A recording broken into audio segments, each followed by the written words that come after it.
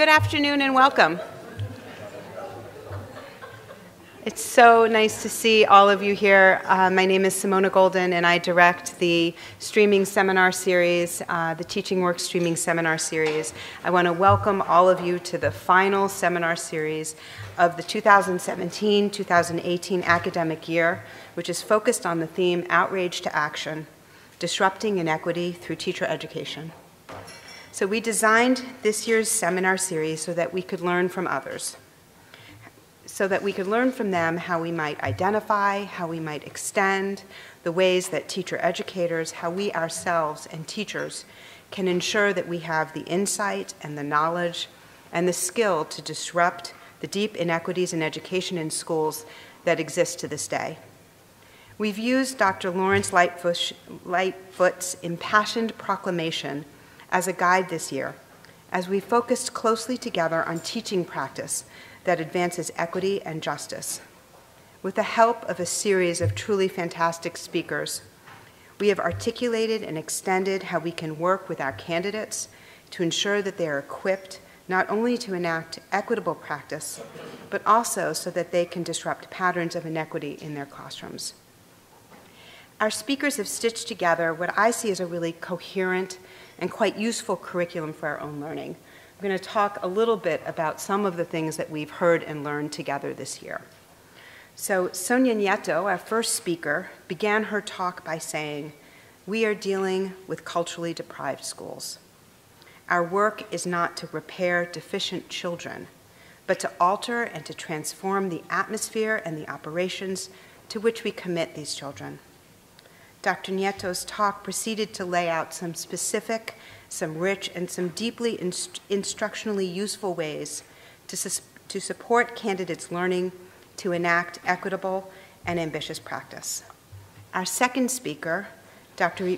Valerie Kinloch, talked about the importance of thinking critically about the structures we need to have in place. Not simply, she said, so that our students pass standardized tests, but to enable the children in our schools instead to change the world, to be advocates, to be critical thinkers, and to be activists. Our third speaker, Yolanda Celi Ruiz, began by telling us about her work with her own teacher candidates. She told us that she's not interested in having her candidates regurgitate what she's told them. Instead, she said, "I want them to investigate their own lives and to come on the other side with knowledge of how they can be the very best teachers they can be." As such, she argued that it's truly critical that our candidates investigate themselves as racialized beings. How does she do this work with her own candidates? She shared many of her own teacher education practices, including what she termed the 5 Bs, which I've seen all over Twitter since. Be a builder of community. Be deliberate with your curriculum. Be multimodal with your curriculum. Be open to your students' creativity, and be an interrupter.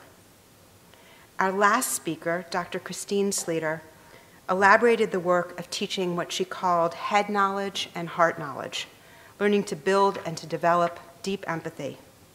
Dr. Sleeter told us that teachers need to learn how to be in spaces where they are deeply uncomfortable, and then to have conversations with their listeners so that they can, in the words of her students, vehemently reject deficit theorizing that seeks to explain underachievement, where they can learn to care for students as culturally located beings and to care for the academic performance of them as well. So it's with all of this momentum and with these sets of rich opportunities to learn that we come to today's seminar talk with Dr. Ernest Morel. I think we're pretty ripe to focus more deeply on the high leverage practice on which he's focusing, building respectful relationships with children. I'm sure you join me in understanding the ways that this is really a critically important teaching practice. We know that teachers increase the likelihood that students will engage and will also persist in school when they establish positive and individual relationships. As the distinguished last speaker in this year's series, Dr. Morel will consider all the questions I've outlined above. I want to thank all of you for joining us today and really for joining us across the year. and for helping us to think about teaching as a force for disrupting inequity in education. You know that there'll be time at the end of the talk for you to come up and ask questions of Dr. Morell. Keep track of those questions. I have a long list that I have at the ready just from the lunch. If you're joining us online, please email your questions to twseminar@umich.edu. You can also use our Twitter hashtag, which is TWSeminar. You'll see us on our phones. That's because we're following that conversation and noticing the questions that you're posing out on Twitter. Or you can post to the TeachingWorks Facebook page. So now, Deborah will introduce our speaker.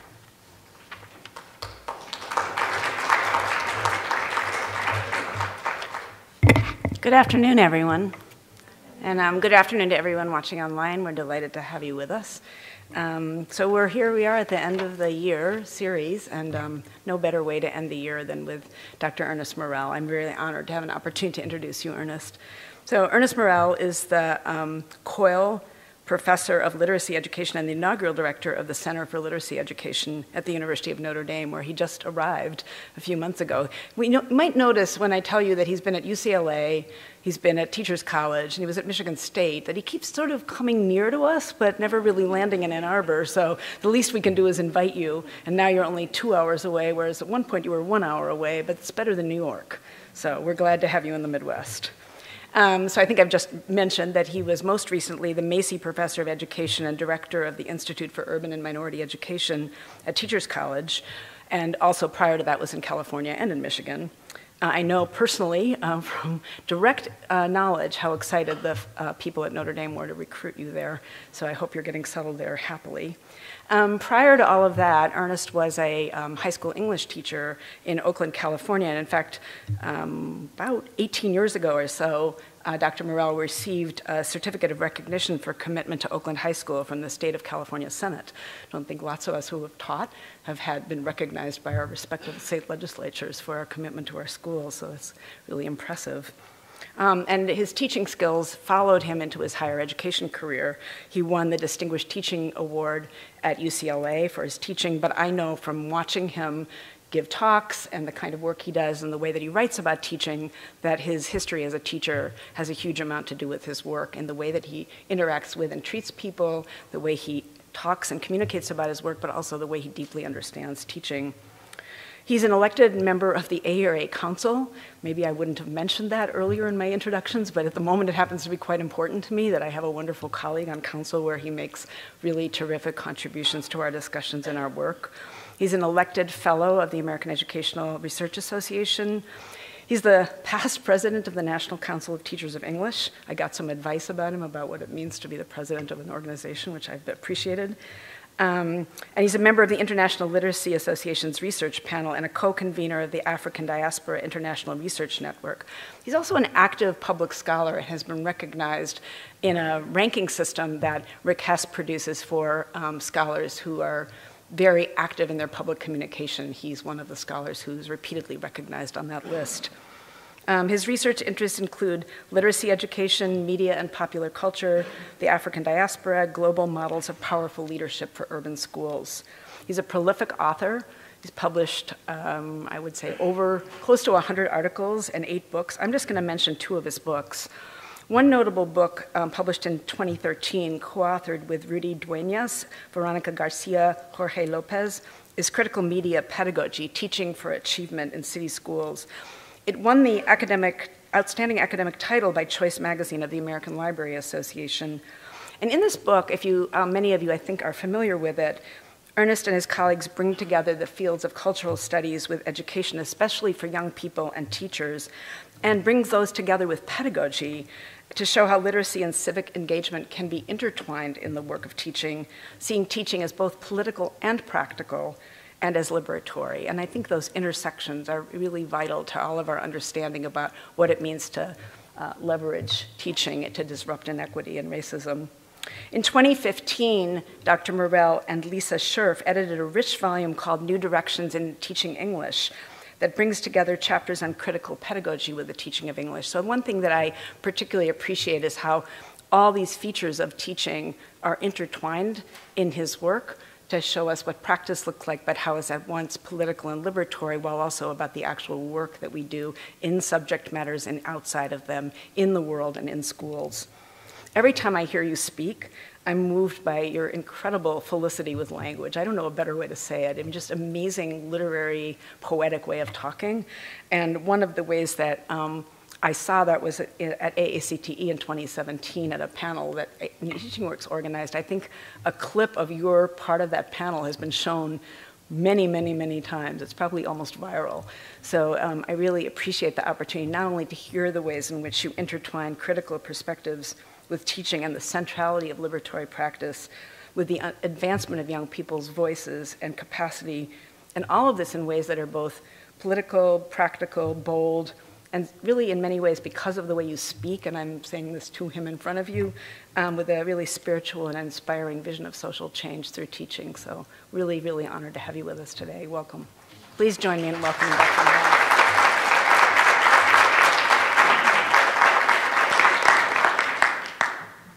Well, good evening, everyone. Good evening. Thank you, Deborah, for that amazing introduction. I've heard a lot of people give introductions over the years, but few people are better at it than Deborah. And it's because she's not just reading a bio, it's that she knows you, right? And she's speaking from a deeper knowledge. So I'm humbled to be here. I'm humbled to be able to participate in an ongoing conversation with mentors of mine, like Sonia Nieto and Christine Sleeter, colleagues like Valerie Kenlock and Yolanda Sila Ruiz. I'm especially happy to be here to talk about something that matters so much to us. And I was talking with a few people about Teaching Works and what Simona and Deborah and all of you have tried to do. I mean, these have been big issues that we have been wrestling with for so long. Like, how do we take the ideas and values that we all hold in common and think about ways to bring that into the education of teachers? How do we learn from what we're doing that's working? How do we improve what it is we're doing? How do we even know where we are? So it was a privilege to accept Simona's invitation to talk about one of the high leverage practices. For me, it's building respectful relationships with children, but I'm happy with the outrage to action. I like that because it's something tangible, and I think it's about finding or creating authentic reasons for hope, right? The outrage is fine to begin with, but at some point, we have to move ourselves toward action. So when I thought about this idea of building respectful relationships with children, it was immediately taken back to a quote from a talk that I heard when I was 21 or 22 years old, and I was discerning my path into the future. And at that point, I was sure that that pathway included a JD and an MBA and a corner office somewhere in San Francisco where I was working. But I heard Cornel West, and literally, my life took a detour that I've never gone off of. He said, in part of his talk, the two greatest problems, he's talking about the African American community, but there are a lot of communities who have these two great problems. The two greatest problems in our community are too much poverty and too little self-love. And I began to think about education and its potential to intervene in these two great problems. It has become for me a way of thinking about what education's possibilities are and when we do not achieve what its limitations become. So much of the conversation, I think, in education has been about the too much poverty, right? How can education intervene in material poverty? And it should, right? I was thinking this morning of a quadrant, and you certainly want to be in the quadrant of dealing with too much poverty. But rarely has there been a focus on the too little self-love. And I think we need to see education as intervening positively or negatively along each of these domains, right? So the education can increase the likelihood that a child will live in poverty. It's not just that it can decrease, right? So what is education's potential, both positively and negatively? Education has the potential to intervene positively in the too little self-love. But it can also contribute to self-loathing. And so when I began to think about building respectful relationships with children, I was immediately drawn back to what is it that we do in our practice in classrooms, and what is it that we do in the practice of teacher education that intervenes in the too little self-love, while also dealing with the issues that lead to material inequality. And I thought I would simplify the talk with 4 ways that I am conceptualizing respect. Because I think it's important that we have some idea, some practical idea of what we mean when we say a respectful relationship. So these 4 tenets. First, a respect for students as individuals with unique interests, dreams, and hopes.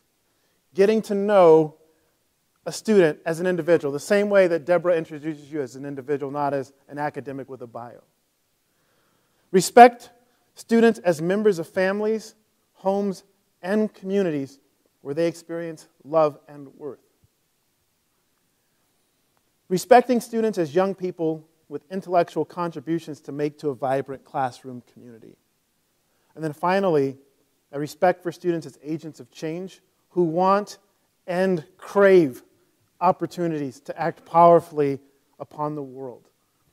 So the short version, unique individuals, members of families, homes, and communities, intellectual contributors, and agents of change. And so I hope to talk about each of these. So building a respectful relationship for a child means making all of these more possible in your classroom space. I want to talk about 3 scholars that have helped me think about this work and why it's important when we talk about the need, right? Why spend an entire afternoon or an evening talking about respectful relationships? Why not just talk about culturally responsive pedagogy or literacy for achievement? Why respectful relationships? It's Sean Genwright, who's one of my colleagues who consistently challenges us to acknowledge the presence of stress, trauma, and social toxins in our classrooms and our schools. And Sean challenges us to see, as part of our mission, is to repair the damage done by the erosion of hope resulting from structural violence in urban communities. Right, that this is a present and consistently present reality with which we are faced and which our students and their families face. And I love the term, not that it exists, but that Sean has created it, structural violence.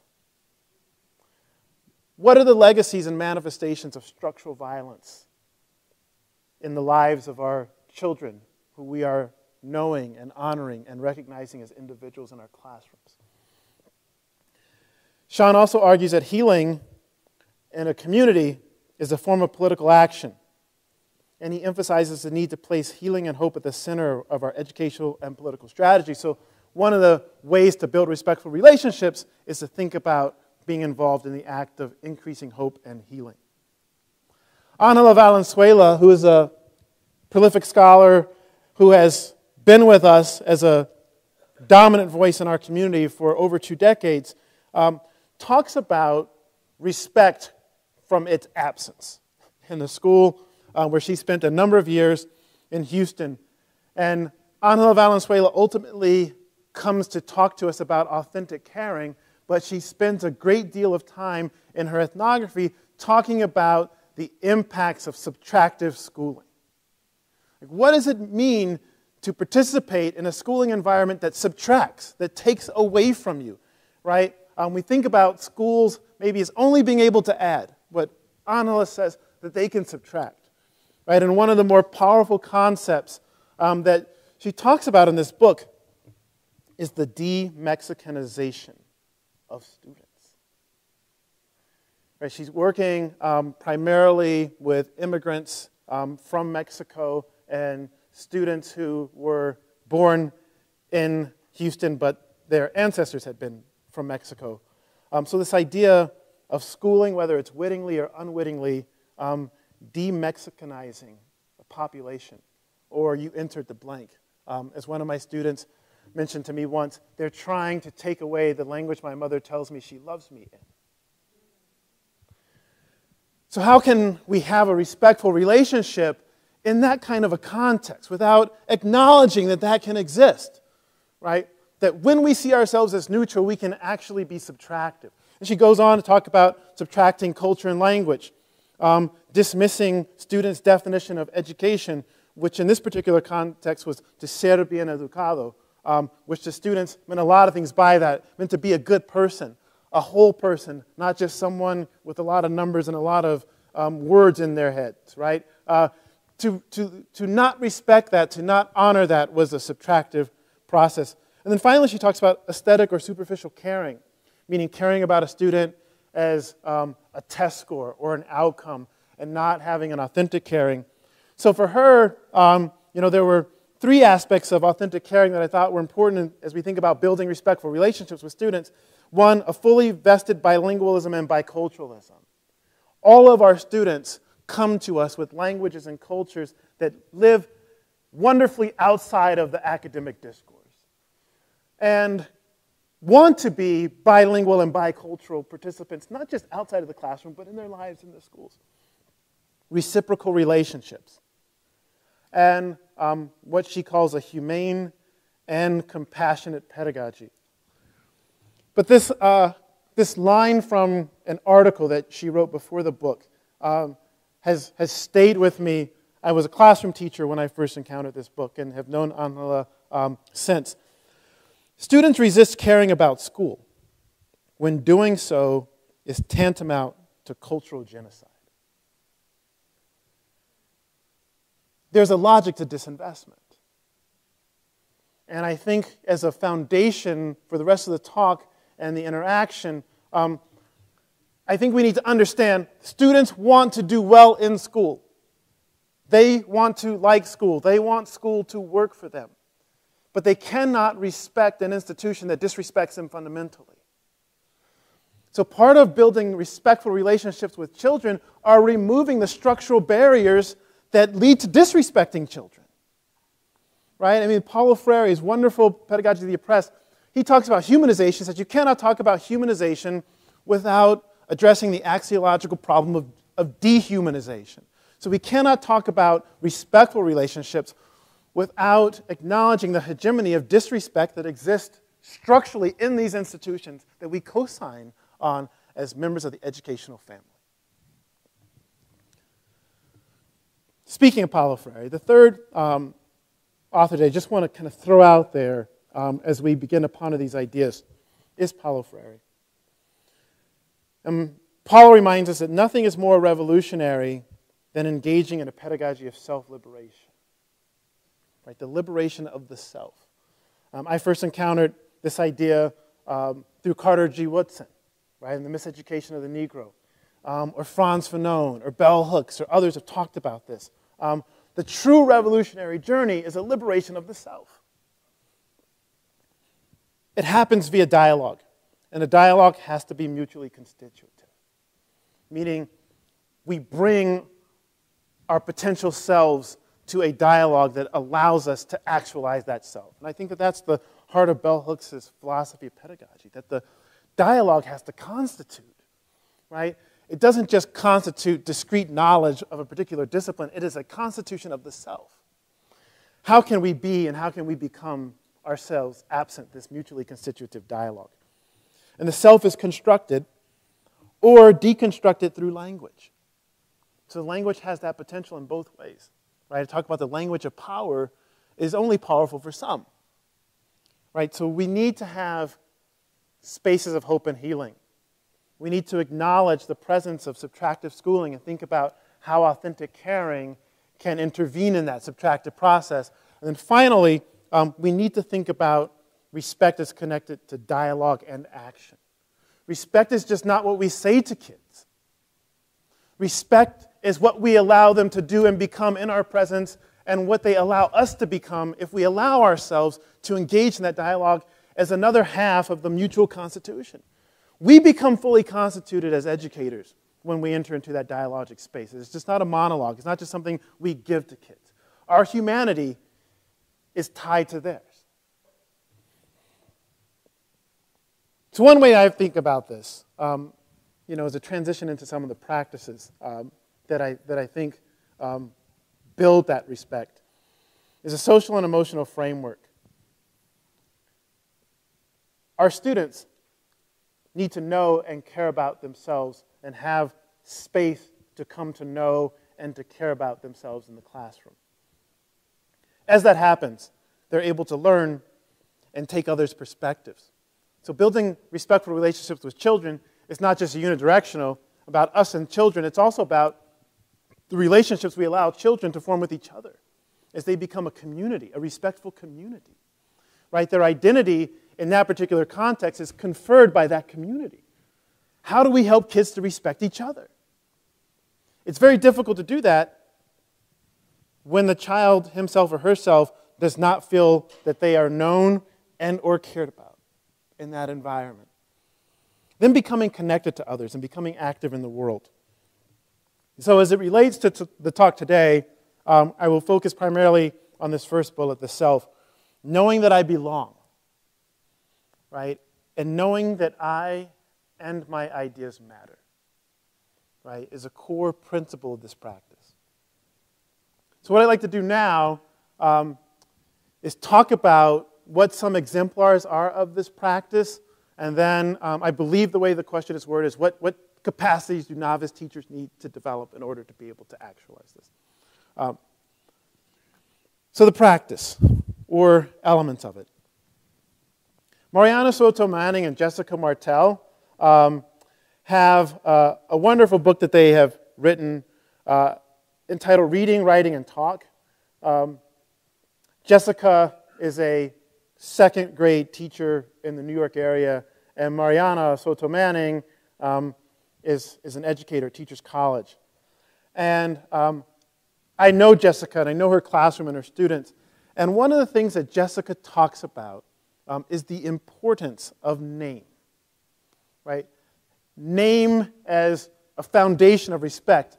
And she gave a talk. It was a half-hour talk to a room of 500 educators who taught K-12. She talked about her second grade classroom and the importance of naming. And you could have heard a pin drop in that room. No one left because they were riveted by this practice of naming or renaming that happens in the classroom, oftentimes in ways we do not intend, right? And communicating in ways we do not intend.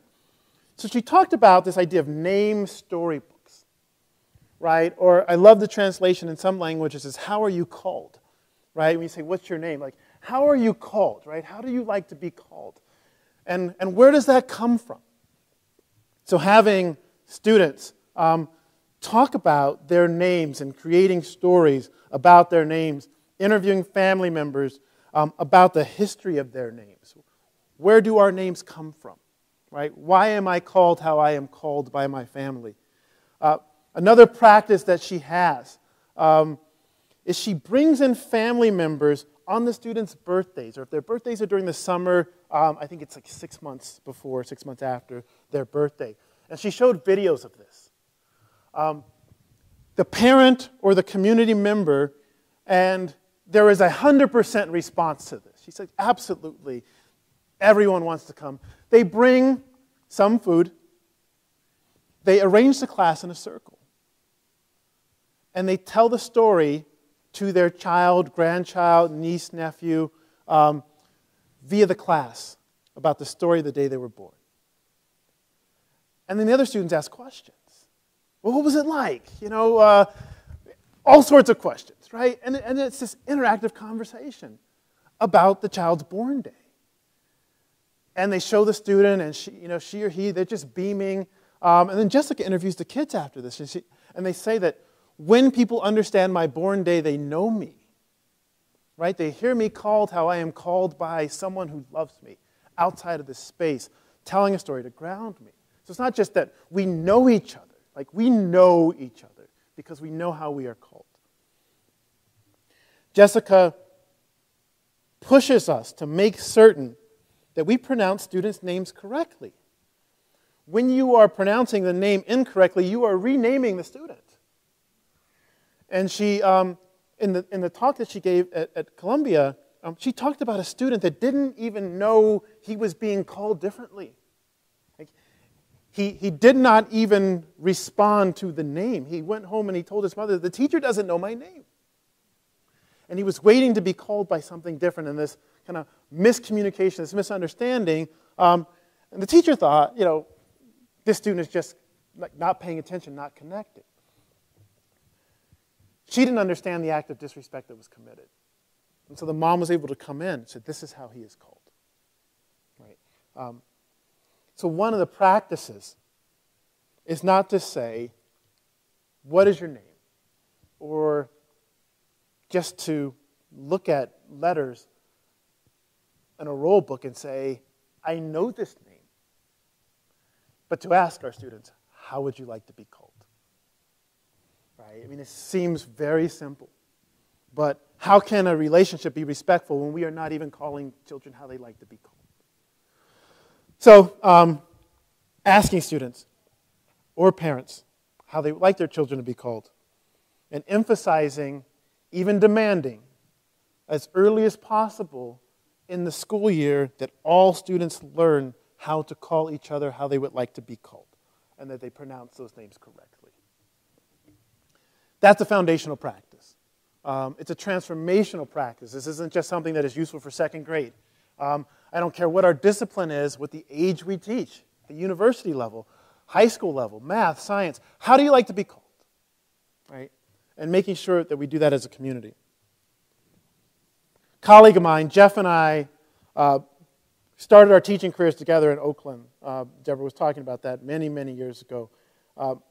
And Jeff has gone on with others to create the Roses and Concrete Community School in Oakland, where I'm from. And we're proud of this. We're proud of Jeff. We're proud of the Roses and Concrete. But part of the practice here, Jeff is also a part of this larger collective with Sean Jenright and Antwia Combe and others who look at the social toxins that are present in the community, understand that education has to be about fostering what Jeff calls critical hope. But the metaphor for that comes from a Tupac song, The Rose That Grew from Concrete. Right? And so there are all sorts of ways that this becomes actualized, right, in the school with the students. And I encourage you to find out as much as you can. They're highly documented school, and Jeff and many of the other teachers, Emily, Tan, are rock stars, and they're very accessible. But I'll just go down to this last part I have in red here. Acknowledgement of systemic inequality. Right? I'll come to a point later where I'll talk about some of Jeannie Oakes' work when she talks about teachers having socio-political awareness. This isn't about helping students to develop a socio-political awareness. They have that, right, because of their existential reality. It's acknowledging that it exists, right, that it is not a level playing field, that it's not a fair world out there. And that is, in many ways, it's the foundation of critical hope. It's an audacious hope. Right? It's not a false hope. False hope is similar to what Paulo Freire calls false charity. Like, critical hope is saying, I understand that it's messed up, but we can do something about that. You can do something about this. Right? Amos Def calls it the beautiful struggle. Caring about doing something about systemic inequality. A provision of caring adults, right? And figuring out how that caring becomes authentic caring, as Angela Valenzuela says, and Jeff's interpretation of that is cariño. And he said, I don't know how to interpret cariño in English, but I know every time my grandma writes me, she ends the letter con cariño.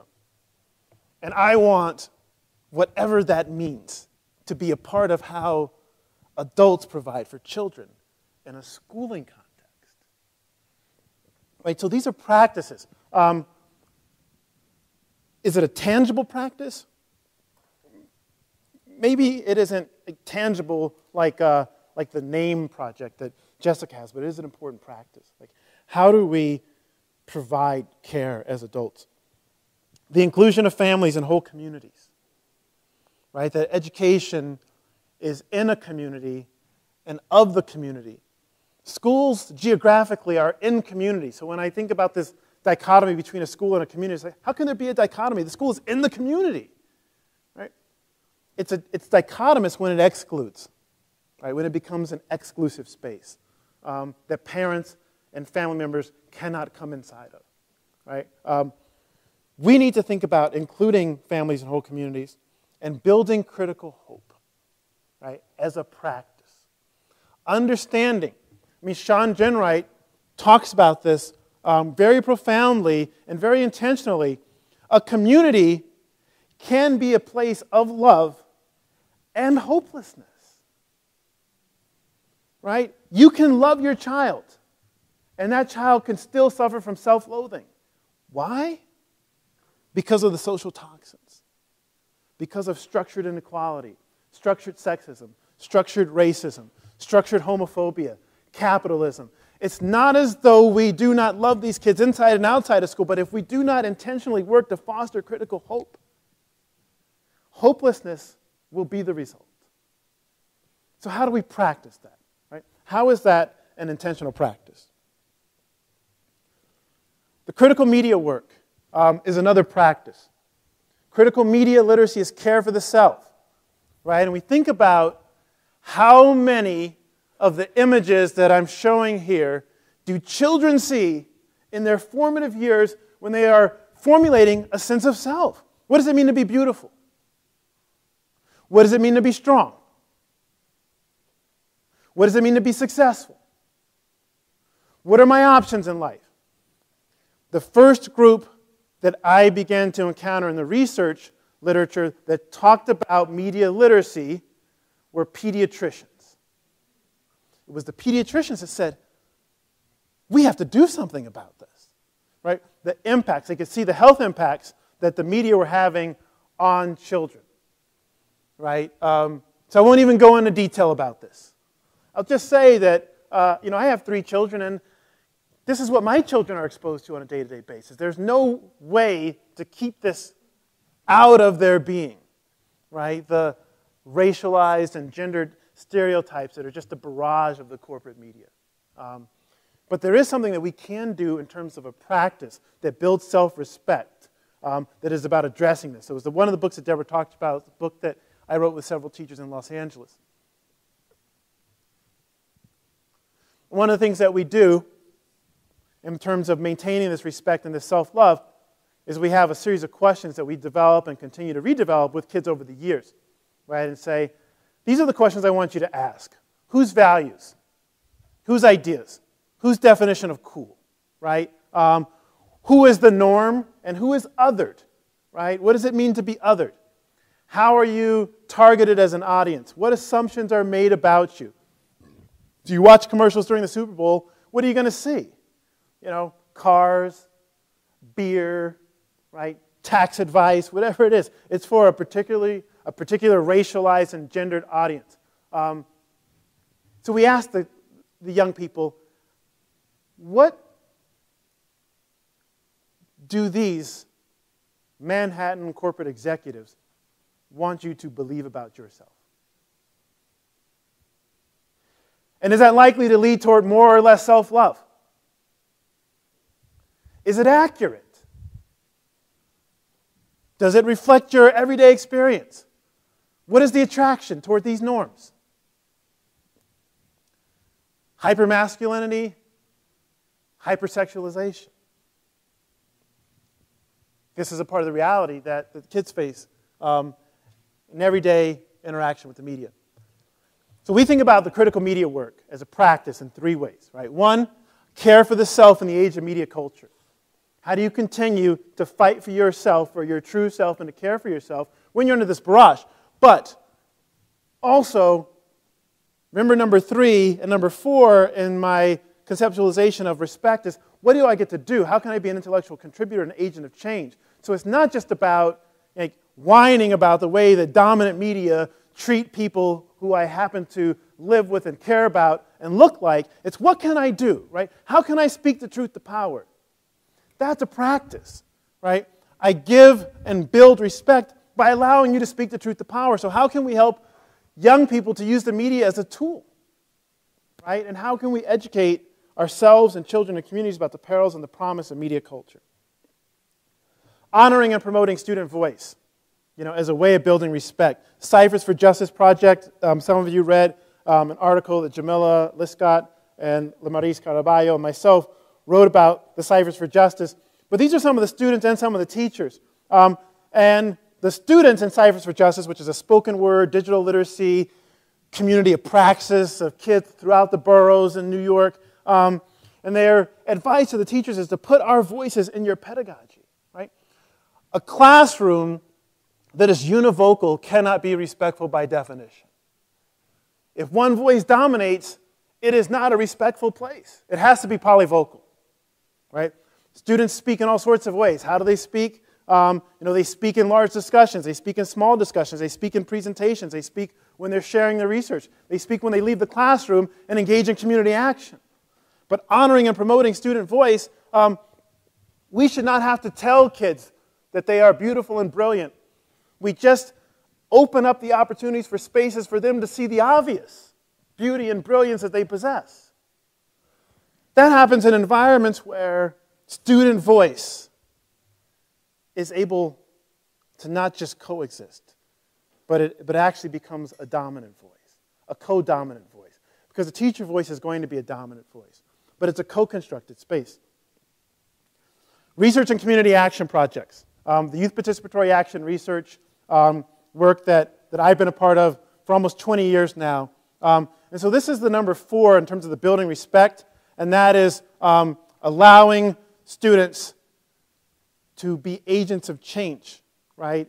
Addressing problems of their choosing, and thinking about how to make connection between the problems that they see in the world and the disciplinary content knowledge or the set of academic skills that we want to teach them. So we start with 2 simple questions. If you could change the world, what's one thing you would do? Or if you could change something in your community, what's one thing you would change? Right? And this becomes a part of a process of developing research projects, of working in neighborhoods, of developing artifacts, of advocating for change. But it's one of the more respectful practices that I have been connected with, because it says we cannot solve these problems without you. Right? The world needs you now, not when you're 35, not after you graduate high school and get 2 master's degrees and a doctorate. We need you now as a 3rd grader. We need your brilliance. We need your wit. We need your courage. Right? And what that does to a child who gets to experience that as an 8-year-old or a 13-year-old, when they do come to the University of Michigan or whatever they do with their lives as adults, they say, I know how to be impactful. Right? I know that I can make a difference because I have been doing this since I was 8 or 9 years old.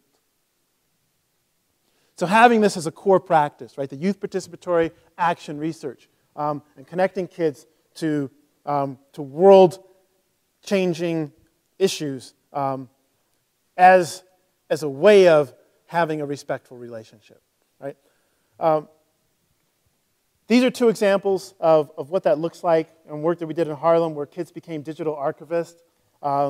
They contributed to cultural archives in the neighborhood. They began to digitize old yearbooks and photographs, conducting oral histories with elders in the community, saving these oral histories. There is a backlog of people in the neighborhoods of Harlem who want to have their story archived in dialogue with these young people. So they are literally community archivists that are preserving a heritage and a narrative that is being lost in the neighborhoods of Harlem by the day, as that neighborhood becomes gentrified and taken over by a different group of people who are moving in. Another example of this is an oral history project where these were kids in Los Angeles conducting oral history interviews with elders in their community, their stories of migration and immigration, and sharing these stories with other members of the community, sharing the stories with the larger classroom community, and sharing those stories, giving them back to their elders as a way of respect. Right? Part of that respect is allowing the classroom curriculum to show respect to the community elders, who every time we did this were really honored by this activity, this sharing. And many of them said, without the oral history, there never would have been a context for me to share the stories that I'm now sharing with my children or my grandchildren or my neighbors. So these are the practices. These are some of the practices, right? And some of the ideas about what it means to build respect. Some of the reason for the urgency, the toxins that are present in our community, the subtractive schooling that happens in our classroom, the absence of a dialogic space where the self can be constituted. So the question for the remaining part of my talk and the interaction, the Q&A, is what does this look like in work with novice teachers? For me, part of my work has been asking the question of where should the work of pre-service teacher education happen? Where are the spaces where one learns how to do this work? And so you'll see, in my examples and in the work that I've done and in some of the pieces I've shared, more out-of-classroom experiences. Right? There needs to be more engagement with teachers, pre-service teachers, and students and community members that is not just within the relationships that happen when I am teaching your kid in the classroom. One of the, I think, real tragedies in pre-service teacher education is that becomes, for many of the pre-service teachers, the very first interaction that they're having with a particular neighborhood or a community is a moment that is rife with stress. Students are stressed out. They don't know you. They don't know where you come from. Right? You have not been a teacher at their school. You are stressed out.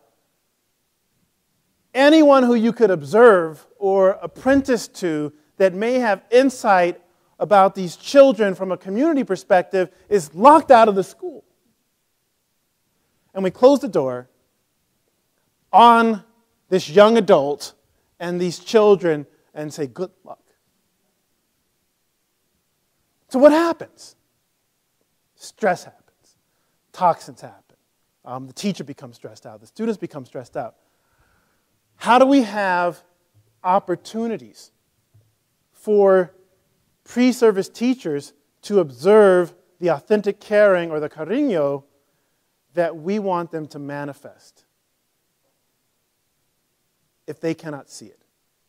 And so it became a non-negotiable for us. We have to create opportunities for students to learn from practitioners, family members, teaching artists, parents, those in the community who establish authentic caring by definition in terms of relationships with the kids. Right? So how do you see that? Right? If you aren't apprenticed to it. More one-on-one and small group experiences. So we're talking at lunch about hybrid spaces. So it's not just a community space or a school space, but it's rare. I'm not saying it never happens, but it's far rarer to see disrespect in a one-on-one relationship where you can just ask the person, what's going on? What do you need from me? Right? And you're calling each other by name and you're sitting across from one another. And so the projects that we have developed where pre-service teachers have the opportunity to develop a relationship one-on-one with a child outside of the context of being their formal teacher, that changes how they interact in the classroom environment, in the school environment. Apprenticing to community leaders, apprenticing to teaching artists, finding these spaces where kids love to go, where they are actualized beings, where they're having fun, where they are learning, where they are creating, and asking, petitioning for pre-service teachers to be able to participate in those spaces. In the work that we've done in New York and the work we've done in California, the leaders in those spaces have been extraordinarily gracious in allowing that sort of access because they understand how important it is to have teachers who are distributing authentic caring to children. But how do we do that? Collective work on projects together. So my work, I started this in the 90s, and I thought if we had a summer program before teachers started their pre-service teaching year where they were working with students on a project together, right, kind of decentering the power relations, what would that mean for students changing their relationship to these teachers and for teachers changing their relationship with the students? Right? And it was very powerful. It was work that they did together. At the end of that summer, those students weren't necessarily in the same teachers' classrooms, but they were at the school together. They had something shared. They had a shared experience, right? Something they had worked on, something they had created. And another project that I've been a part of is bringing K-12 students to teacher education courses. Bringing students to talk to pre-service teachers, not necessarily their own teachers, but to come and talk. And we work on an ethnographic interview where the pre-service teachers will ask questions like, what do you admire most in the teachers you admire? Or who's your favorite teacher and why? And because there's no status here, there's no stake, it's not evaluative, the students can be very honest. And the teachers have this opportunity to ask students questions they would never ask their own students. Unfortunately, I think that sometimes you should ask them those questions. But they're able to create an authentic dialogic space. Right? So some of the things I'm advocating for cannot take place if we think about teacher education as only existing in the spaces where it currently exists. Right? We have to think about different kinds of interactions and different sorts of spaces if we want to develop the capacity for building respectful relationships, which I think we do. So these are some of the capacities, right, that I want to talk about for the duration of the talk. The first one is developing a socio-political awareness. Right? This connects to some of the work that Jeff and others are doing with Roses in Concrete School, and the capacity to build democratic and caring relationships. A capacity to develop individual and organizational well-being. Right? So how are teachers at developing well-being in the classroom? Not just literacy or not just numeracy or a sense of history or scientific principles, but can you assess and develop well-being, right, in the classroom? An ethnographic capacity. A lot of this is inspired by Louise Moll's work in Funds of Knowledge, identifying local literacies and funds of knowledge. How do you develop that capacity? As opposed to saying, you know, I've read some research in my pre-service program, and I'm ready to go teach in any school because the context is going to be specific because I read this article, right? The contexts are different, right? How do I learn how to learn from a particular context? Inquiry and youth participatory action research. How do I develop the capacity to run a class as a large form of inquiry, where we're asking questions and we're taking action? Linguistic capacity. How do I index and leverage multiple linguistic repertoires? Dialogic capacity. How do I facilitate powerful classroom talk and powerful classroom listening?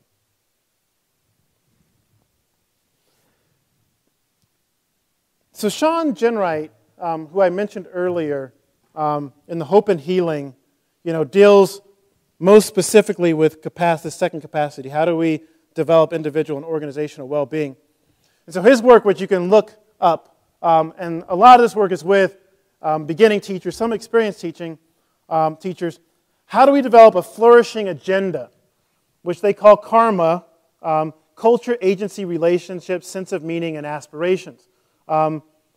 So teaching teachers or others to be more effective in building individual, collective, and organizational well-being, or creating approaches that improve young people's social and emotional well-being.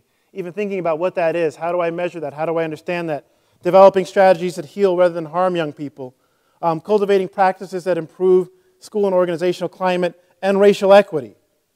And adopting the right metrics to gauge progress toward well-being and equity. So part of what we need to develop is not just an attention to these, but a way of even understanding where we are and are we improving, what do we need to work on. So part of developing the capacity is the language to even understand and assess whether social and emotional well-being are taking place in the classroom or not. In Teaching to Change the World, Jeannie Oakes and Marty Lipton and Jamie Stillman and Lauren Anderson talk about building classroom communities and caring democratic relationships. And one of the things that they talk about is that we have to acknowledge our behaviorist authoritarian legacies in classroom discipline. Right? So if we're going to develop a capacity to have a different kind of community that's not focused on discipline, it's not focused on authoritarianism, we need to understand those as norms, understand where they come from. Right? The public schools that we created at the turn of the 20th century, which were largely for Americanizing immigrants, for socializing people from agricultural areas into an industrial economy, it was about discipline, right? It was about order. It was about silence. It was about acquiescence. So if we want to move away from those, we have to acknowledge that when we're doing nothing in terms of addressing our classroom discipline practices, often we are upholding these legacies, right? So that's the first part. But the second part becomes, what do you create that's different? Right? How do you move away from that? So part of that is creating classroom rules as invitations, right? Moving away from no. So how do we talk with pre-service teachers about the norms that you create in the classroom? What do you do on day one? How do you begin a conversation about this? Do you have classroom rules written up that you legislate? Is it a conversation? So one of the best practices that, that the teachers who were part of this study brought to light was this idea of creating classroom rules and invitations. What are we allowed to do? Right? Asking the students, what are we saying yes to? Right? What do we want to have happen in our class? It will be a great, it will be a loving, it will be a connected, belonging community if. It will be a place of respect for all students if. And then work from there. So how do we develop the capacity in pre-service teachers to walk into classroom spaces understanding that the community is something that will be co-constructed, right? That you construct this community. So they also cite research from the 70s to develop a concept that they call with-itness, right? Which is a constant monitoring of classroom, clear signals for students, advanced preparation, credibility, I mean what I say, I am open and transparent in terms of kind of what I expect from you, letting students assume some responsibilities for the rules, having different kinds of classroom activities, some independent, some small group, some whole class. So this is a capacity that we can develop. What do you do on day one to create a classroom community is partly inhibited by or facilitated by your capacity. So that's one of the things that we can work on. Developing an ethic of care, right? Increasing the capacity for care, right? And this is from Nell Nodding's work, which says a caring teacher engages in continuous search for competence that includes fostering in students the knowledge and skills necessary to make a positive contribution. But the search for competence is a mutual endeavor involving both the student and the teacher. And they talk about this is co-constructed competence, right? So we need to have a capacity in pre-service teachers and practicing teachers to develop an ethic of care. How do you do that? Right? How do you begin to enter into these dialogues? How do you begin in this continual search for competence? How do you create spaces in your classroom to do that? How do you structure assignments so that this happens? How do you have open conversational spaces where students can communicate honestly to you about these things? Right? How do you continually search for it? So a capacity to turn problems into action is really the core of the YPAR work, right? And we talk about if we want to have a problem-posing education, we want there to be spaces where students come to us with problems. But step number one on the YPAR process doesn't equate to anything revolutionary, right? That's just identifying a problem. The capacity comes in how you're able to move from steps 2 through 10. How do you work with students to develop a question that's age appropriate if I'm working with kindergartners or first graders, or I'm in a 10th grade chemistry class or an English class in the 7th grade? How do we develop questions? How do we design a study? How do we collect information? And then what are the appropriate products that we should create, right? Whether it's a research report or a policy brief or a documentary or a hip-hop soundtrack or a working conference. How do we disseminate those products and how do we take some social action, right? And what do we do in the pre-service classroom to help teachers get a sense of this, right? I argue one of the ways is apprenticing them in community environments and out-of-school environments where it's happening, but it's a set of capacities that also has to be developed. Developing an ethnographic capacity. Learning how to learn from and with and in a community.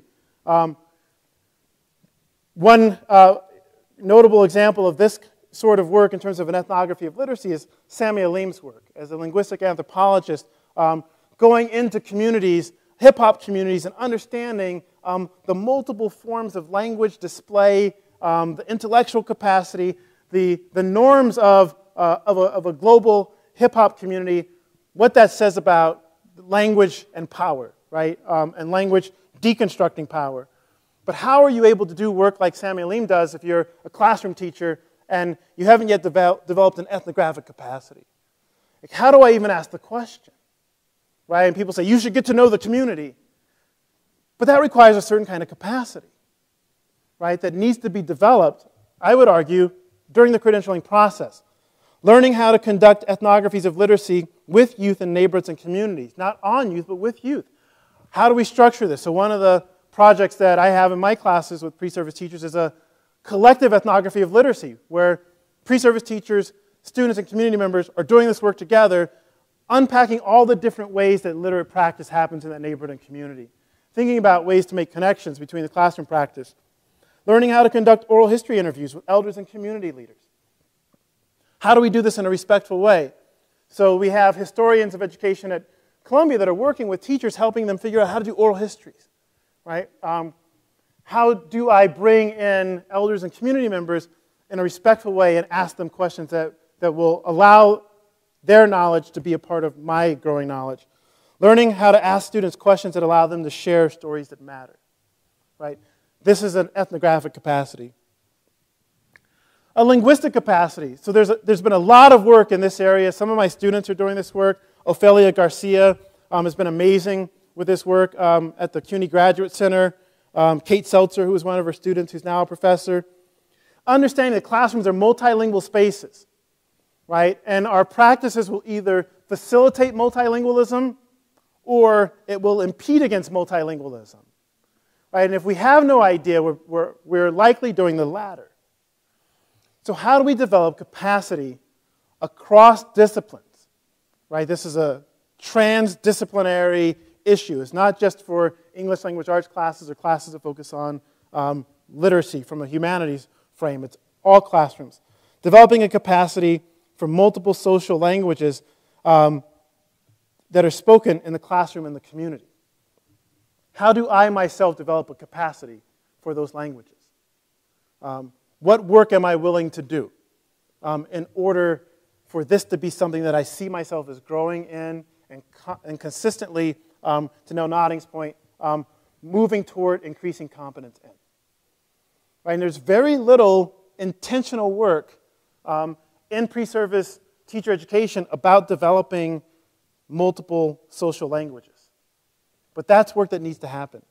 Developing a capacity to discuss issues pertaining to language ideology and multilingualism across grades and disciplines. So it becomes a topic of conversation. Right? And we talk about academic language, or we talk about what we're reading in the classroom, or we talk about what languages are we allowed to discuss and debate in. Right? What languages can we participate in small group discussions in? What language is seen as intellectual? If we aren't having these conversations with our students, sometimes we're sharing messages we may not intend, which could be the language that your mother tells you she loves you in is fine at home, but it is not a language that we discuss academic issues in. And if we don't mean that, then we have to create capacity to have intentional conversations about language use in our classrooms. And finally, we need to develop a capacity to leverage student multilingualism. As Katy de los Rios and Kate Seltzer say, to release students' translingual voices in writing and classroom talk. These translingual voices exist.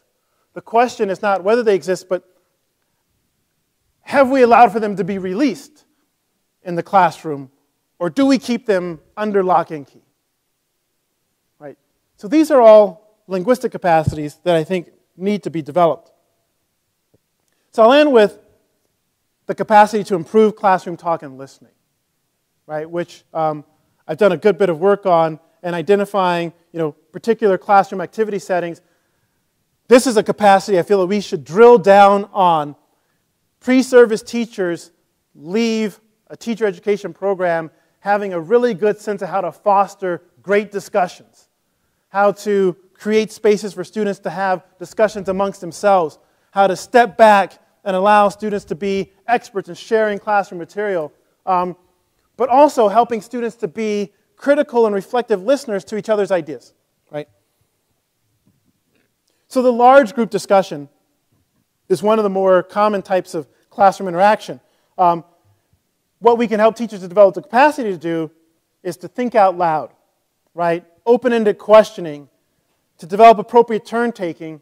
But one of the more important skills I think that we can develop is the ability to have active listeners. Right? What does it mean to be an active listener in a classroom discussion? And how do we help students to do that, right? Because it can't be a respectful environment if the teacher's paying attention and the other 30 students are just doing whatever it is they want to do, right? And so you have a classroom, and I've seen this at every level, where a student will raise their hand and offer a very wise comment. And then what do? They start acting wild, right? It's like, I'm done talking. I don't have to listen to anybody else in the classroom. I'm going to get on my cell phone and try to text message somebody. And then I have another wise comment. 80% of your participation, at least 80% of your participation in an interactive discussion is listening. So we spend a lot of time focusing on the talking part, but how do we help students to be active listeners? What does that mean? What does it look like? How do we measure it? How do I teach it? How do I help kids to self-evaluate what kind of listener they are in the discussion and how they can improve in that? Small group discussions. First of all, have we given students something to do that requires them to be in a small group, where they have a legitimate opportunity to lean on one another? How do we get them in a proper formation? How do we help them to think about what it means to co-facilitate? How do we develop the skills that individual students need if they're going to be a facilitator of a group? How to use notes? How to create a student-led, student-centered space?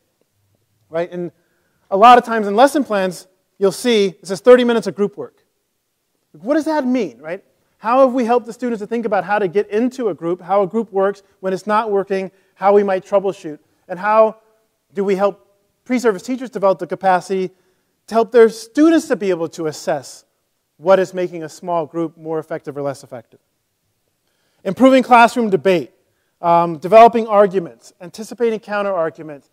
How do we work inside of our classroom spaces, places like University of Michigan or Notre Dame, to help teachers be able to facilitate arguments and debates in their classroom, to get students to disagree, to think about bringing evidence and listening to counter-evidence and doing that in a respectful way, having their arguments critiqued and working to strengthen those arguments.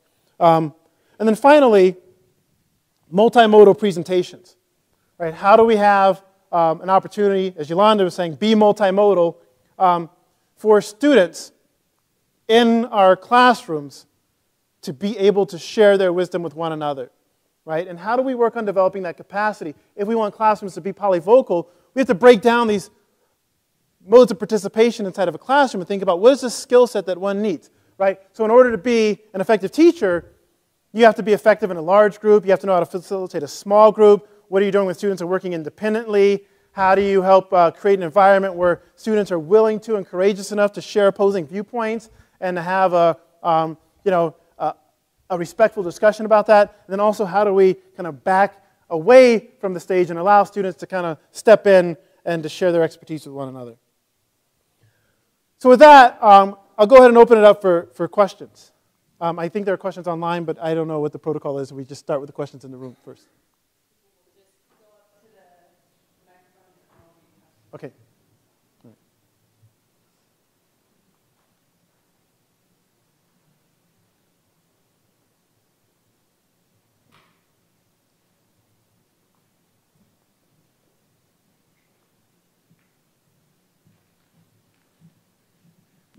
Good evening. I guess I'll be the brave person right now. Try to anyway. First, thank you for that presentation. It was amazing. I'm actually, as I'm thinking about this question, still have a lot of ideas going through my head.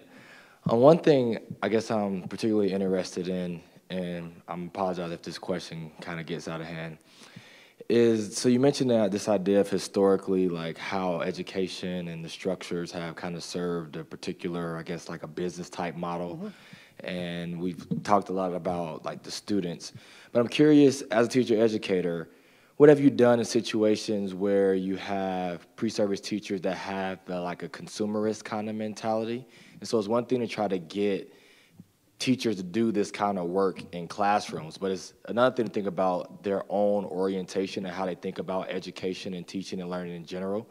And it's just, to me, that's just fascinating to think about, because if we're trying to push towards the type of things that you're pushing for now, and given that in teacher education programs, there's not a lot of time to do a lot of different things, and I would probably argue, as you will too, that one class or a semester isn't enough time to be able to try to push this orientation thing. But I'm just curious, has that come up, and with the kind of things that you've been trying to do, what are some of the solutions you tried to incorporate to try to change the orientation to help them to be able to get into the work, and just what have been some of the grapplings that you had with that? Okay, great. Thank you for the question. So one of the things, change in orientation is hard to do, right? What I think we can do is expose pre-service teachers to knowledge that may disrupt a conception or problematize it. Right? So this idea that the school system works for most people if they apply themselves is a narrative that absolutely has to be challenged and disrupted. Right? So, but many pre-service teachers are there because the school worked for them. Right? The system worked. What do you mean it doesn't work?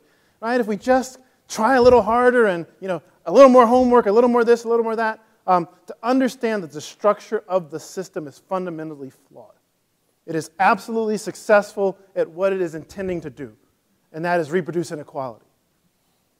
So there has to be space. I know that we want to jump to the chase, right? Like lesson planning and classroom management and those sorts of things in terms of our year or 2 years with pre-service teachers, but part of the space has to be historical. Right? Where do these schools that we have come from? And one of the things that I want to know is, what is your narrative? What is your story for why things are the way they are? Right? I can't guarantee that in November you just haven't told me what you think I want to hear, that I've actually disrupted your thinking. But I want to make it hard for you to think that way. Right? Because it's easy to talk about a problem in the abstract. It's hard to own a narrative. Right? Why does our pre-service classroom look the way that it does? Why does the University of Michigan look the way that it does? Right? I ask these questions at Notre Dame. Right? Why does Notre Dame look the way that it does? Why does the football team look the way that it does? What's your narrative? Right? What's your narrative? And then we can at least begin to think about, why do we hold the narratives that we have? Right? Again, this is work that I attribute to one of my mentors, Jeannie Oakes. Like, it's hard to take time to teach history, right? Or sociology, those sorts of things. Like, we don't have time for that in an academic year where you got to come out the end with a credential.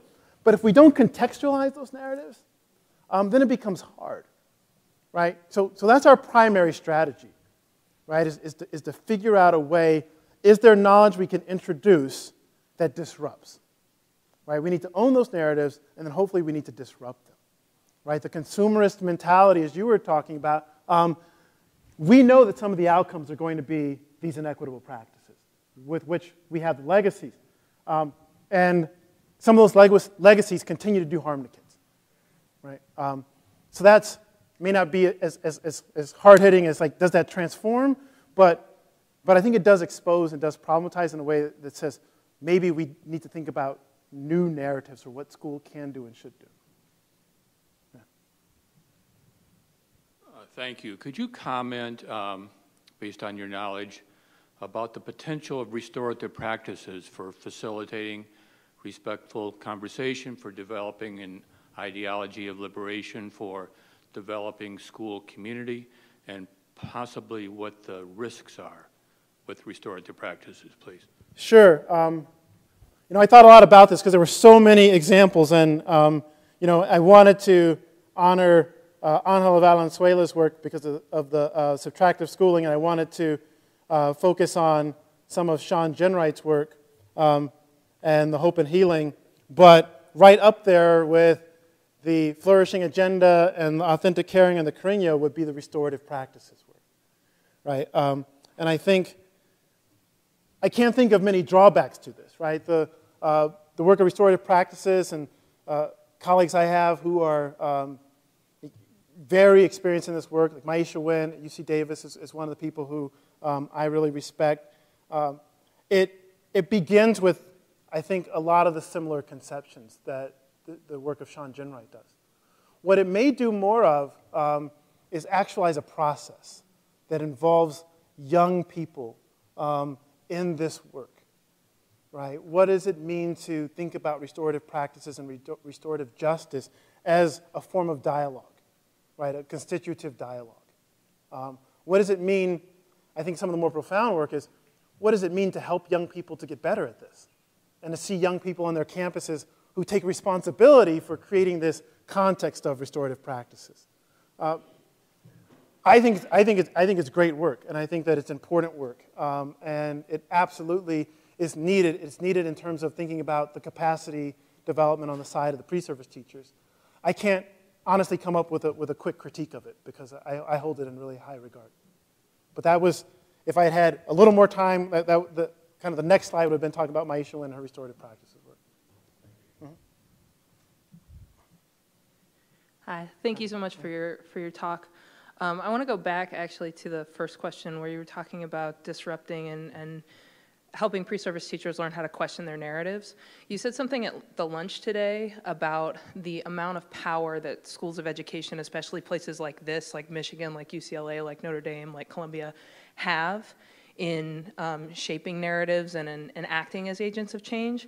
But often what we hear in those spaces are all of the reasons why we're not going to do those things. Mm-hmm.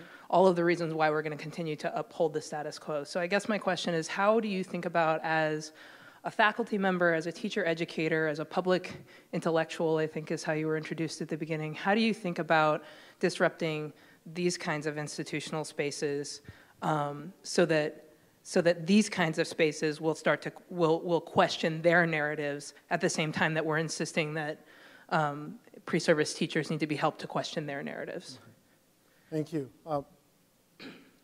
Several ways, and I think it was at the UCLA where we really began to have the pipeline conversation as a way to think about how to make the university more at the service of the neighborhoods and communities. So one of the narratives that needed to be disrupted was the university was a place where we deal with esoteric knowledge and people who do practical work in communities aren't scholars, right? Or that the university doesn't play some role in the gross disparities between the composition of the teacher force and the student population, right? So one of the narratives that we have to become engaged in the meaningful work that opens up a pipeline. But I think that some of the other narratives that I try to question is this idea that racism and sexism and homophobia are things that happen outside of the progressive university. I say, we don't have that problem here. It's a good thing we don't have those problems here, right? Because then you don't question your practices, right? How integrated is our curriculum? Like, who do the pre-service teachers read? And what does that tell them about who produces knowledge, right, or the work that we do? So we have to begin to question those practices ourselves, right, and think about what that means to be a place that also lives out some of these legacies, right, legacies of industrialism, who the donors are, the universities, and what neighborhoods we draw most of our students from. So in Los Angeles, and I think it's easier for places like UCLA and Michigan than it is for places like Columbia or Notre Dame, because they're private institutions. But at UCLA, we had a vice chancellor who was from Watts. Watts is one of the neighborhoods in the southern part of that city. And he said he could name zip codes and think about, in terms of the taxes that they paid to the University of California system without any representation in terms of students. So we said it was an issue of taxation without representation. Like, these neighborhoods have been paying taxes for years, and they've been working for years, and no one in their families has access to the university, right? So we can begin to question those sorts of narratives. I think we also need to question the narrative, and there was a question today at lunch that Naomi asked, I've been thinking about a lot since then. We can question the narrative of what makes a good teacher and what makes a good prospective teacher, right? And have the courage to do that. Like, what is it in these GPAs and test scores that leads us to believe that this person is going to be good with people's babies?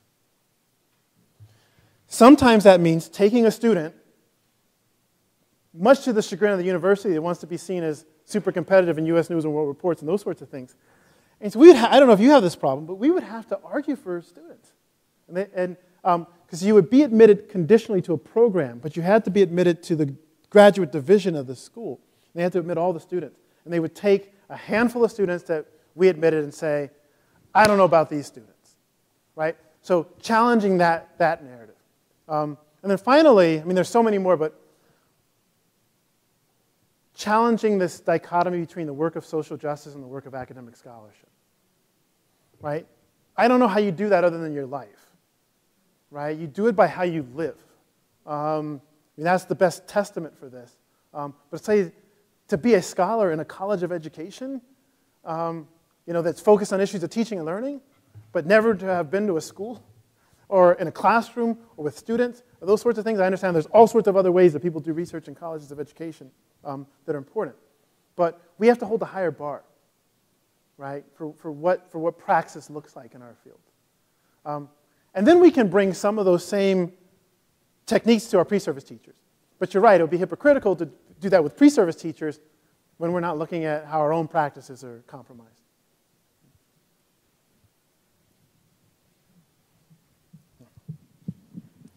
Hello. Hi. Hello, everybody.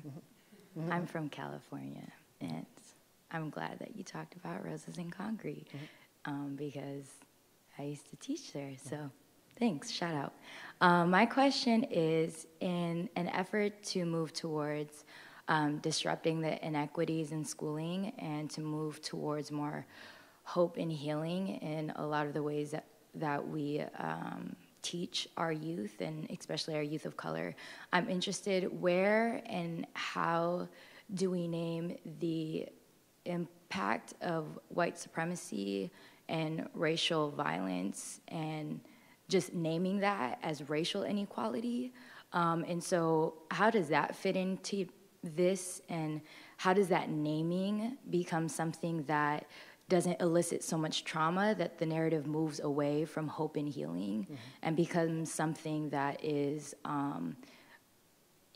more burdensome or difficult in the move towards going towards hope and healing? Does that make sense? No, it makes perfect sense. Okay. I'm thinking about a couple of places where, so the second part of the question I think is challenging, but I think this is where the real work happens, Pauline, and that is how much do we believe in the resiliency of young people, right? So sometimes I think that there's a pause. Like, if we really get down and talk about how bad this is, it has to lead to less hope. And sometimes that is the case. But it doesn't have to be, and I don't even think that has to be a norm. I learned from Sean to be okay with talking about hopelessness. It's not a critique.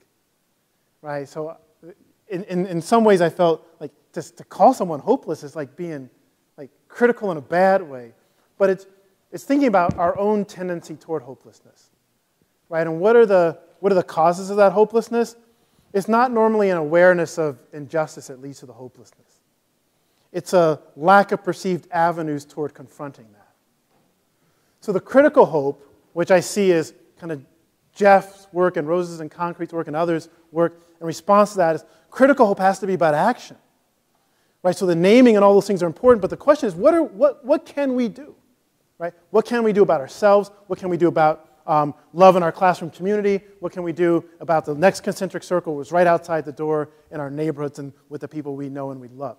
The naming, I think, can lead to hopelessness if it's naming that's accompanied by inaction, which I think happens a lot. We name it and then we walk away from it, and the idea is like, well, how was that helpful? Right? To call something to attention. But I think the critical hope can't ignore the realities, because that's a form of disrespect, but it can't walk away from real action. Now, the first part of the question, I think, is as much a challenge to the institutions, K-12 and higher education, as it is to the students, and that is, why can we not name, like when I think of Angela Valenzuela's work, de-Mexicanization is a name, right? And once that's in the room, you have to like sit up and think about that, right? It's a naming in the way that I think you're calling for. It's very similar to thinking about, the racialization or racial injustice. Why is it easier to say oppression? Why is it easier to talk about class? Why is it hard to utter something like Black Lives Matter? It's a raw a raw wound in this country. And it is a wound that has been largely inflicted by these institutions within which we work. I worry sometimes when I look at the camera and say that, it's like, is the University of Michigan going to revoke my right to ever come back to the... Because I say that about my own university too, but I know that they're not going to fire me for saying it. But we're responsible for this, right? Racism is not something that just happened. It's something that was caused, right? There is a cause and there's a continued cause for it. So how do we name the thing that we caused and continue to cause without that creating some sort of existential pain? The answer is you can't. You just have to embrace the pain. And I don't know how many times I say to myself and to the pre-service teachers, I know this hurts, but it has to. Right? It has to. Right? There is no way around this pain because look at what we've caused. But how do you act in true solidarity, like true love, if you are unwilling to endure that pain? Because what can be on the other side of it? Hope can be on the other side of it. Healing can be on the other side of it. Social transformation can be on the other side of that. We're not naming these as immutable truths. It's just a moment, right? That moment can change. I'm optimistic that it will change, but it won't change without this pain. So our question is, how do we give ourselves the strength that we need to endure this? I don't think it's about pointing to how do we get rid of all these evil people at the institution, that sort of thing. How do we hold on to this? Collectively, how do we own these wounds? How do we hear things? A lot of times I think that the reason that parents and community members are kept out of school is because we don't want to hear what we know they're going to say, and they have every right in the world to say. It's like we know what's going to be said, but we can't hear it. To listen to students name this pain produces, I think, an important but a severe existential crisis in these institutions.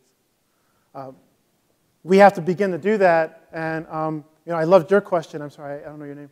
Rebecca. Part of the hypocrisy of teacher education is if we do those things for pre-service teachers, we don't do them ourselves, right? We're not embracing that pain as a college of education, as a university. And they can say, well, easy for you to say that I need to challenge my narratives. But the referendum on race has to happen, right? It has to happen. It is not the elephant in the room. It is the woolly mammoth in the phone booth. Racism in American education, right? And the absence of the discourse can only be explained by our unwillingness to confront the obvious. So we have to pose your problem, right? If we know this, if we see this, if it's as obvious as the sun is obvious, why is there so much silence if we claim to love these children and their futures? But I also think that, like Paulo Freire talks about dialogue as being mutually constitutive, we have to engage in those dialogues out of a sense of love. Right? Love for all of those who bring themselves to the dialogue. It can't be like a gotcha moment. Gotcha, you're sexist. Right? That's not a mutually constitutive dialogue. Sexism is a wound that we have caused. And racism is a wound that we have caused. I teach Gayatri Spivak, and she says, sexism and racism are beliefs. People are not sexist and racist in any real way that we should talk about them as such. We have to see possibilities in them, even if they're undeserved. And so she would say, she taught at Columbia, she's like, you cannot talk to them. If you start a sentence by calling someone racist, it's like you cannot talk about this person in that way, because it limits the dialogue. But we have to be able to talk about the impacts and manifestations of it. And I think when we get better at that, we'll be able to have real conversations about how to move forward. We'll be able to name that with the students who need us to name it, and we'll be able to move forward in, I think, really powerful ways as an educational community. Hi, Dr. Moreau. Hi. I'm going to be provocative and intentionally so, and I want to go to the very first slide where you were showing Dr. Cornel West's quote. And there's been quite a bit of pushback on this idea around too little self-love and this idea of Black nihilism, because we could make the argument that Black people, above all, have been some of the most resilient, some of the most spiritual, some of the most, and even some empirical work that looks at Black children's value of education above and beyond what has been considered the norm of white children. So I'm wondering, when we talk about critical hope, are we talking about ourselves and that we need to be cultivating this idea of critical hope, or is it the children who actually show up to school every day, who engage in the educational process, still on the promise that, you know, my educational trajectory will take me somewhere? So I really would like to speak to this idea of hope and how the Black experience has, you know, defied, at least in my, and maybe this is not me being steeped well enough in the critical hope literature, so I just really want you to help me navigate that as we think about the Black historical experience in the US. Yeah, thank you for the question. I mean, it's been hard, not just professionally, but personally, like to own it, right? I feel like I spent most of my undergraduate years and my graduate student years convincing myself that I was full of hope and that there were no impacts of internalized racism in my being. Right? And that was important for me. It was an important moment, right, to say we don't all witness the effects of internalized racism. You know, reading people like Frantz Fanon, reading people like Carter G. Woodson, that was hard because they challenged me to think about that and to own that. I think that the path, like Sean's work, is hard work. And I think that the pushbacks are important because at one level you can think of, like, who are we to call someone hopeless, right? What right do I have to say that you are without hope? But at the same time, there are so many manifestations of it, like with the media work that I do, you know, and the messages that kids are sharing with you about how they have internalized a lot of the norms. So the people are familiar with the doll test, right? Kenneth and Mamie Clark in the 1950s. I know people seen the documentary A Girl Like Me. So the documentary is from the 21st century, and the school is in Harlem. It's at 123rd, and it's at 123rd in Amsterdam. I mean, you can kind of see the school from Columbia. It's a progressive school. And the filmmaker is a young woman. She's talking about the impacts of kind of race and gendered norms on how Black girls are experiencing the world. And they're very honest about, like, the impact that this is having on them. And as part of the video, she does a doll test. You know, and the students are 100% kind of so-called African American. And the results have not really changed from the 1950s. So most of the students kind of, like, they prefer white dolls. They, you know, the norms that they inhabit, the norms that kind of inhabit the larger culture become norms that they inhabit. Even these are 3-4-year-olds. So it's becoming internalized, right? And when I think about, like, how I share this narrative to myself, how I share this narrative to the communities that I exist within, that are not my academic communities, but my personal communities, it is possible to have love and hopelessness. It is possible for them to coexist. It is possible for there to be humanity and dignity and hopelessness.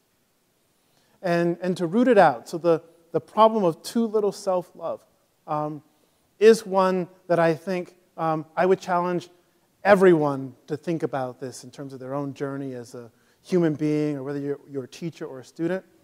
But I've come to the point now, you know, and it certainly is debatable, but my own personal belief about this is we have to have the courage to own some of this hopelessness. Yeah, I think of my mother, who was an educator for 50 years in East Oakland, where I grew up, and she would call homicide suicide. You know, Oakland was like the murder capital of the country for most of the years that I was growing up in and around there. And she would say, this is suicide. This is us killing ourselves. And where does this come from? Right? And what is it that we are trying to submerge that allows us to go out and kill our brothers and sisters in the streets. And so I think that's where the work is coming from, right? And that may be an Oakland thing, right? It may not be a national phenomenon, but I can say in my family, in my community, in my neighborhood, I see the vestiges of hopelessness on a day-to-day basis. Part of me wants to have that conversation, and not have it be public, right? And who gets to say that? But when I'm talking to a child who's engaged in a set of activities that manifest that. So part of the Hope and Healing book is case studies. And the case studies largely involve youth who talk about not having a lot of hope, at the essence of what determines the decisions they make. So I do think that it's an important thing to relativize to the degree that we all have to ask ourselves these questions. But I still continue to believe, not unproblematically, but that the self-loathing is a reality that we confront. Self-loathing is an intended outcome of most of the languages of power that students are subjected to. Self-loathing intervenes in life expectancies, how stress invades the body, all sorts of ways, right? So again, I appreciate the critique, and I think it's important to kind of wrestle with this language.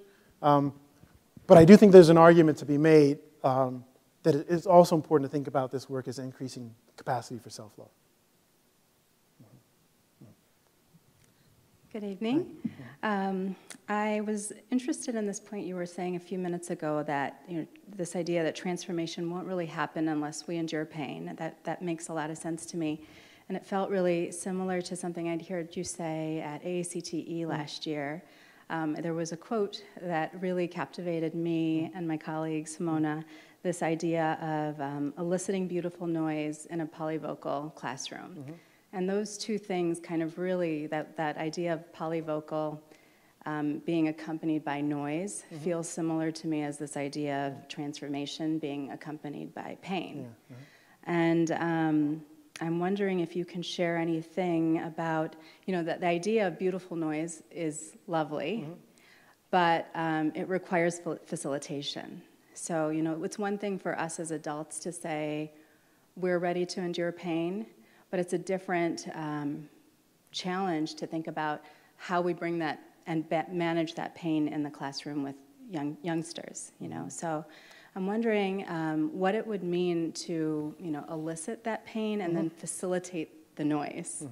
And the reason I think about this is, in a lot of my work with teacher candidates, in a white supremacist society where, where white supremacy reigns, I've had candidates say things like, well, if I tell this student who's making a claim about there being racism that she's right, what about these other kids who disagree and are being raised in families where they see this only as being about class, not race, or about effort and not inequality?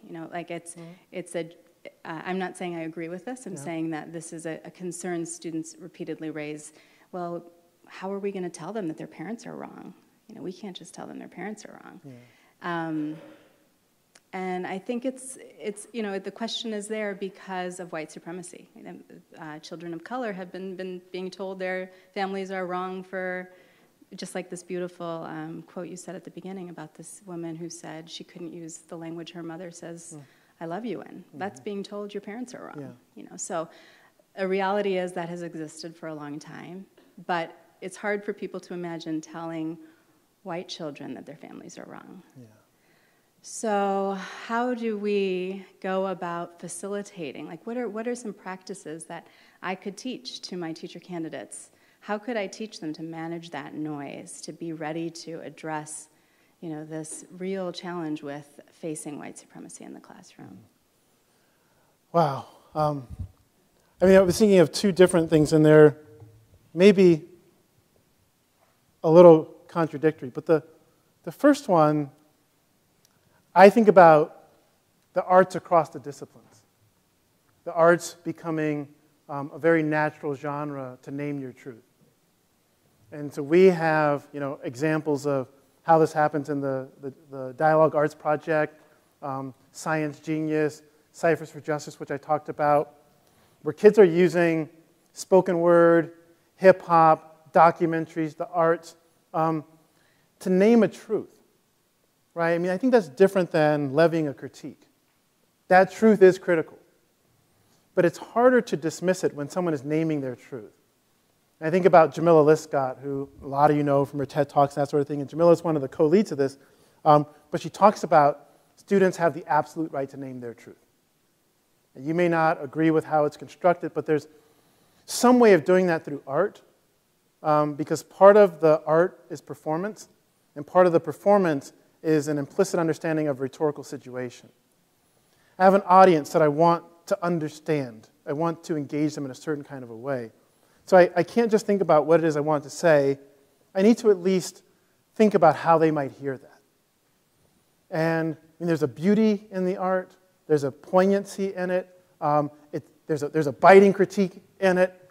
But for some reason, it's easier to hear. Right? And I think about the things that our students have been able to share through art, through documentary, through film, through forum theater, theater of the oppressed, that people probably would not have been able to hear in the same way if it had just been a PowerPoint presentation. It engages them in a different sort of a way. So I think that those are techniques, right? And you can look, there are enough examples out there across the age span and across the disciplines of how people are using these genres, teachers are using these genres, teaching artists are using these genres, to just give young people the power of their voice in a way that's not necessarily easily co-opted by an academic jargon or an academic discourse. The part that I feel is a little contradictory to that is this idea that not everyone should always have the right to name their truth in spaces of oppression. The way I think about getting to that is thinking about what becomes non-negotiable in a discursive space where people have equal access or equitable access to their humanity. Intentional racism is a non-negotiable, right? So you may hide that as a belief, but if it's an intentional harmful racism, then there is not a space to name that truth. Or an intentional homophobia, or an intentional bias against women, right? While Spivak will say, like, we shouldn't call people racist and sexist, nor should we tolerate racism and sexism in the discourse. Like, how do I do that in a humane way? I think that's possible. Is it possible to do it in a painless way? No. I'm worried coming back after spending all these years in Los Angeles and New York. Sometimes, to be honest, I'm on camera again, I don't know how long I'm going to I can hold my job in South Bend, Indiana, saying the kinds of things I say, because I tell students, you can't say that. You just can't say that.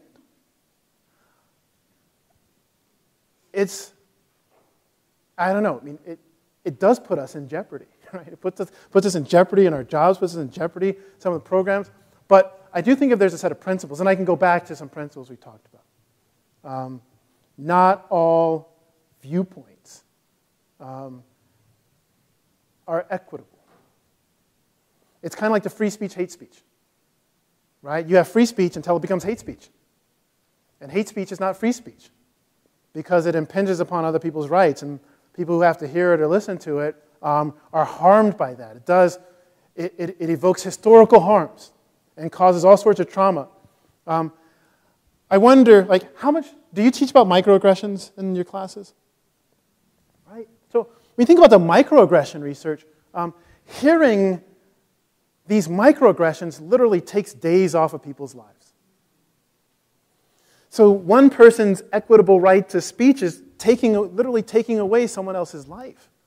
You think about what that means in terms of the trauma, in terms of the toxins, in terms of the experience. So rather than call a student out, like in the middle of a class, I think, how do we create classroom communities where students understand that? Are some of them going to be angry? Yes. Are you going to hear it in your evaluations? Yes, right? Might you hear it from the provost or the dean? Yes. Will you create a classroom space that is relatively free of the microaggressions that are taking people's lives away? The answer is hopefully yes.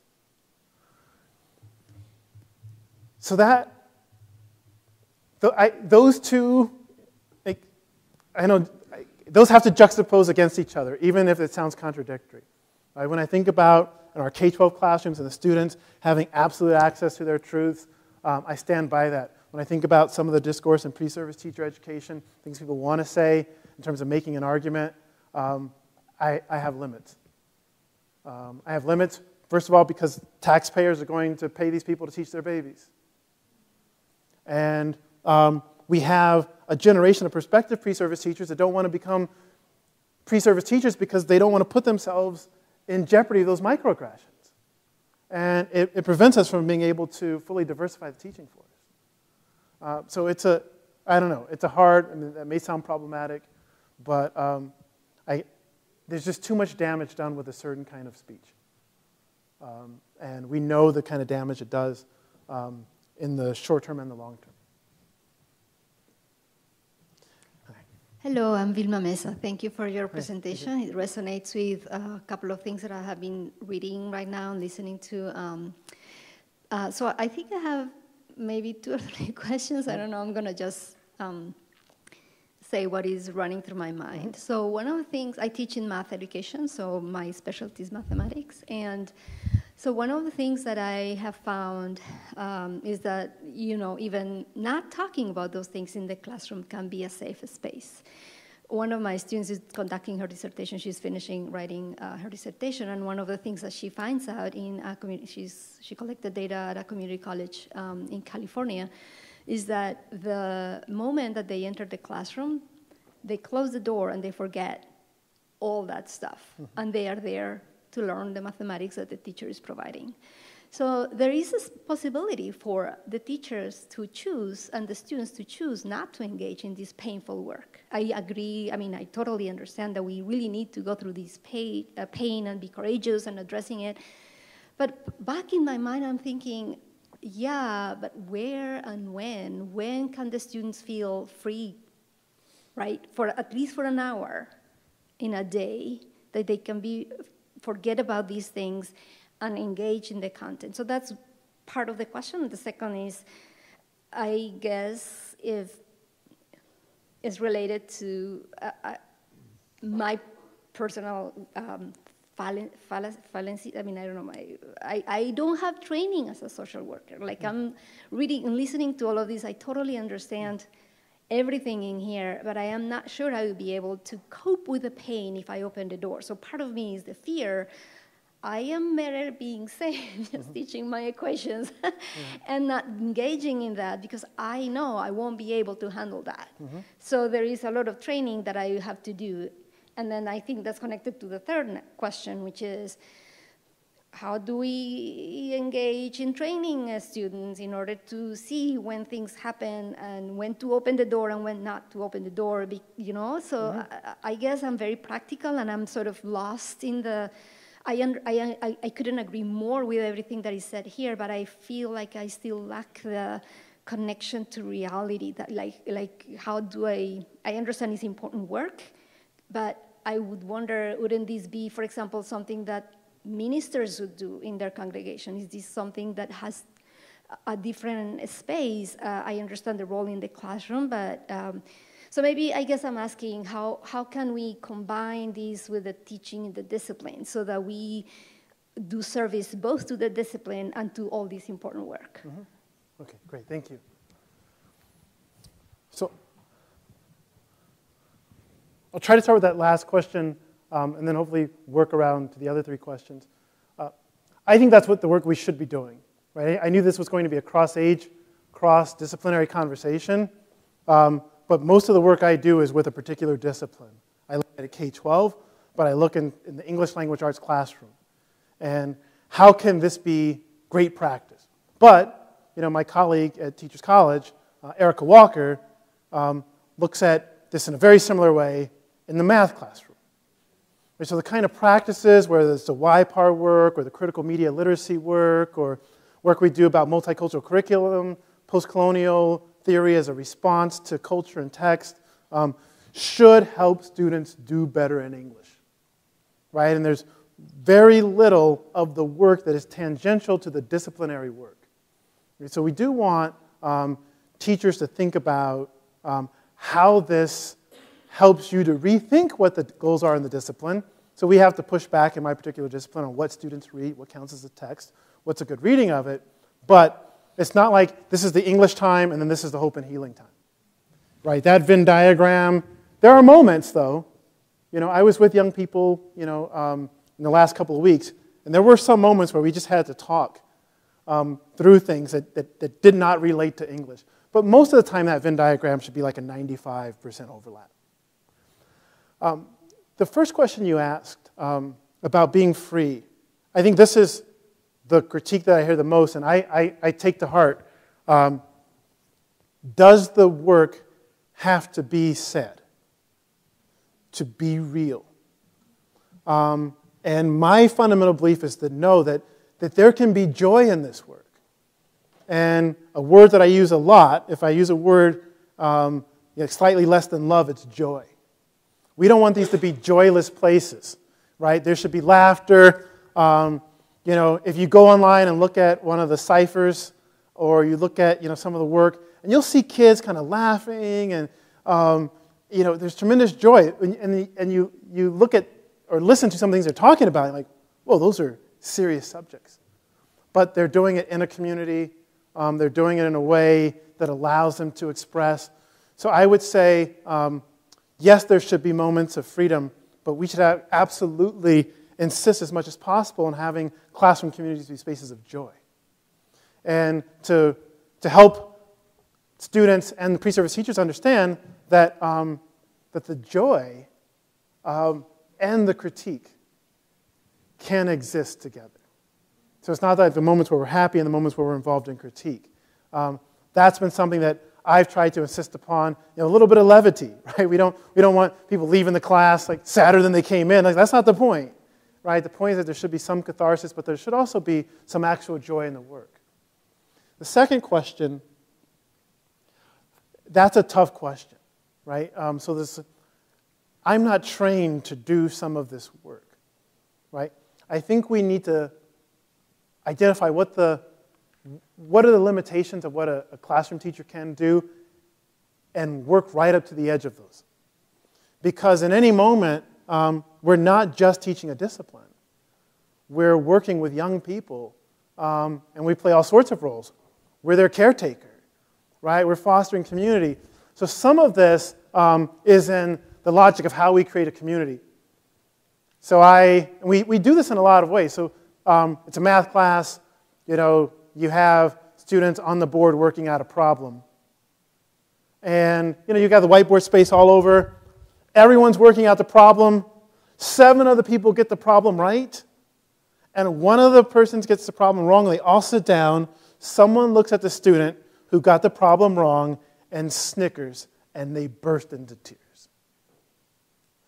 That has got to be a part of our training, right? I mean, that's a part of the reality. So there's all sorts of ways when we think about whatever's being invoked there, right? We have to think about kids at a human level. We have to think about kids as social beings. How far do we go before you say we need to bring a social worker in or those sorts of things? Who do we develop relationships with? I think that the Flourishing Agenda work of Sean Jenright, I think there are others that are out there.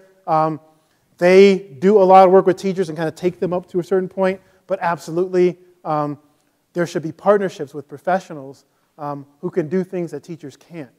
But in a classroom where social toxins not only exist but are created, I do think that there is some responsibility that teachers have to be able to spot those, to be able to think about whether their environment is conducive to the development of these toxins or it's actually reducing them.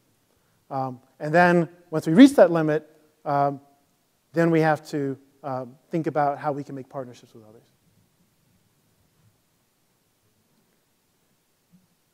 So despite the fact that some of my friends and colleagues were mouthing to me, "Can I ask one more question?" I have to say no, because we're over time. But hopefully we can be in ongoing conversation with you over email. I know that we're going to have your working paper. That's one, like, another fabulous way in which we'll be in conversation. This is like the most bittersweet moment for me, because it's been an amazing year and really an incredible 2 hours. I'm so grateful for all of the things that you brought to us and the incredible seriousness and wonderful questions that my friends and colleagues here brought as well. So thank you so much. Well, thank you all. Thank you.